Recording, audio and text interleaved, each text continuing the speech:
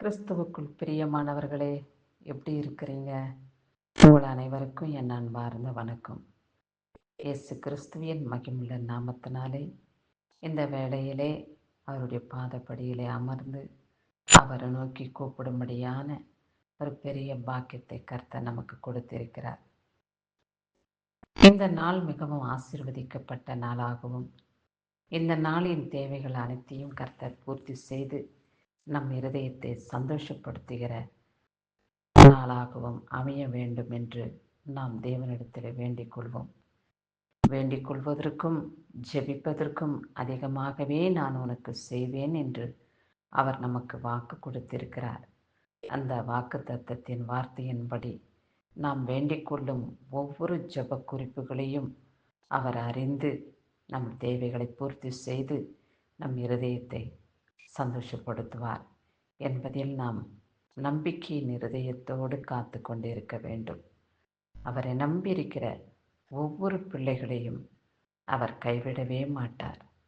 நான் உன்னை விட்டு விலகுவதுமில்லை, உன்னை கைவிடுவதுமில்லை என்று சொன்ன தேவன் நம்முடைய கரங்களை பிடித்து நம்மளை நடத்த வல்லமை உள்ளவராயிருக்கிறார். வல்லமையும் பராக்கிரமும் சேனைகளின் தகப்பனமாகிய அவரை நாம் துதிக்கும் பொழுது ஏசப்பா ஒரு பொழுது நம்மளை கைவிடாமல் மகிமையின் பாதையிலே நம்மளை நடத்தி கொண்டு வருவார். உன் கால் கல்லில் மோதாதபடி என் தூதர்களை கொண்டு உன்னை நான் பாதுகாத்துக் கொள்வேன், உன்னை நான் ஏந்திக் கொள்வேன் என்று சொன்ன தேவன் இயேசுதான். இயேசுவை நம்புவீர்களா? இயேசுவை விசுவாசியுங்க. இயேசுனிடத்திலே ஜெபிக்கிறோம். இயேசப்பா எல்லாவற்றையும் செய்வார் என்று நாம் விசுவாசிக்கும் பொழுது அவ்விசுவாசம் வராதபடி நாம் காத்துக்கொள்வோம். அவ்விசுவாசம் நம்மிடத்திலே விட்டு நீங்கி போக கர்த்தரிடத்திலே நாம் வேண்டிக் கொள்வோம். எப்பொழுதும் நாம் உம்மோடு கூட இருக்கணும் ஆண்டவரே. அவ்விசுவாசின் வார்த்தைகளோ அவ்விசுவாசன் எண்ணங்களோ என்னை தொடாதபடி பரிசுத்த ஆவியினாலே என்னை நிரப்பும் என்று அவரிடத்திலே நாம் ஜெபிப்போம். சரி, இந்த நாளிலே கர்த்தர் நமக்கு கொடுக்கப்பட்டுள்ள வார்த்தை என்ன என்று பார்ப்போம். ஆதியாகமம் 22ஆம் அதிகாரத்திலே சொல்லப்பட்டுள்ள வார்த்தை என்னவென்றால், யெகோவாயிரே எல்லாம் பார்த்து கொள்வீர் என்று அர்த்தமாம். யெகோவாயிரே என்று சொன்னால் எல்லாம் பார்த்து கொள்வீர் என்று அர்த்தம் என்று பிதாவானவர் நமக்கு வெளிப்படுத்தியிருக்கிறார். எல்லாவற்றையும் அவர் பார்த்து கொள்வாராம். ஏசப்பாவுக்கு மறைவானது நம்ம வாழ்க்கையிலே ஒன்றுமில்லை. அவர் எல்லாவற்றையும் காண்கின்ற தேவன். ஒரு மேடையின் மீது அமர்ந்து கீழே இருக்கிற ஜனங்களை பார்க்க மேலே இருக்கிறவங்களுக்கு நன்றாய் தெரியும். அதுபோல மேலே வானத்திலிருந்து நோக்கி பார்க்க பிதாவானவர் நம்மை அறிந்து கொள்கிற, நம்மை காண்கின்ற தேவனாயிருக்கிறார்.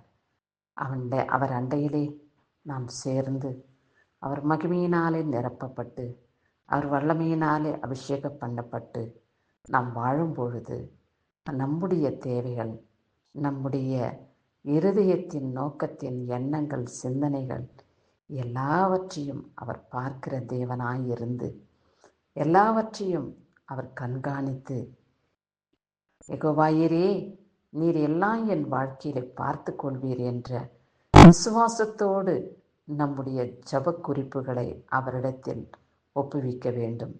அப்படி நாம் ஜெபிக்கும் பொழுது கர்த்தர் நிச்சயமாகவே உங்கள் சத்தத்தை கேட்டு எல்லாவற்றையும் பார்த்து உங்களை மகிமைப்படுத்தி ஆசீர்வாதத்தினால நிரப்பி உங்கள் இருதயத்தை சந்தோஷப்படுத்தி அவருக்கு சாட்சியாக நிறுத்துவார்.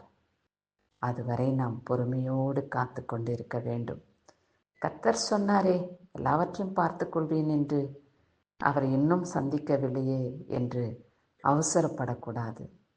அவசரக்காரனுக்கு புத்தி மட்டு என்று உலகத்தார் சொன்னது போல நாம் அவசரப்படாதபடி ஏதோ ஞானமுள்ளவர்களாக, பக்தி வைராக்கியம் கொண்டவர்களாக ஏசப்பா கிட்ட அண்டி சேர்ந்து அவரை நோக்கி கூப்பிடும் பொழுது அவர் நம் சத்தத்தை கேட்டு எல்லாவற்றையும் அவர் பார்த்து கொள்வார்.